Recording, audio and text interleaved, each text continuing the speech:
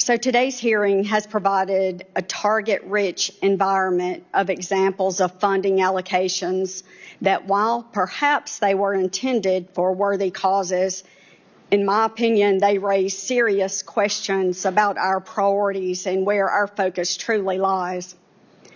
These include, and we've mentioned many, but just to name a couple others, $3.3 million for being LGBTQ in the Caribbean, and $37.6 million for sex workers, their clients, and transgender individuals in South Africa.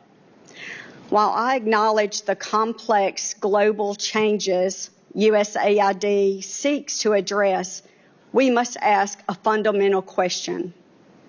Are we truly fulfilling our responsibility to the American people when we allocate tens, if not hundreds of millions of dollars for programs abroad, while neglecting critical, and yes, I said critical needs right here at home, just like districts in South Carolina's 3rd District, which I represent?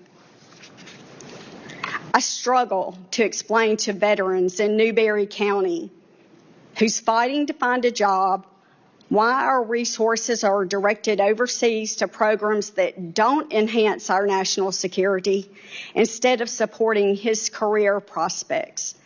We've mentioned health care.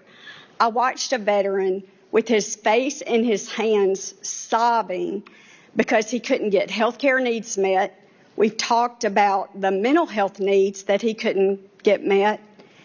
And he said to me, I feel like I'm a hamster in a wheel. I can't get out of the process. I find it difficult to justify to families in Greenwood that are facing mounting medical bills while resources are being spent on programs abroad, when those funds could expand access to vital health care services in their own community.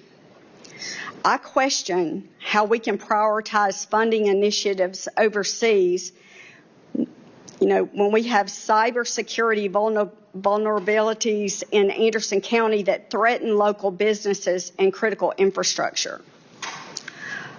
For those of us who are guided by Christian values, the principle of charity begins at home. It resonates strongly with me.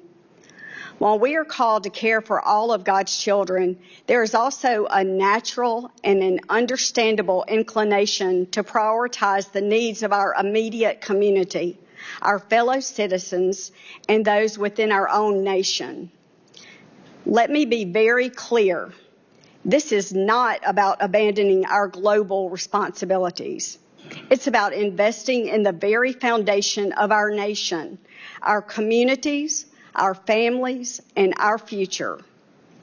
It's about ensuring that the hardworking people of South Carolina's 3rd District and all across the nation are not left behind while resources are directed to woke programs that do not advance American interest.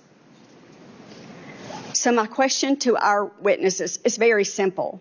What went wrong, and why did the oversight measures fail to prevent taxpayer money from being spent on wasteful programs that don't put America first?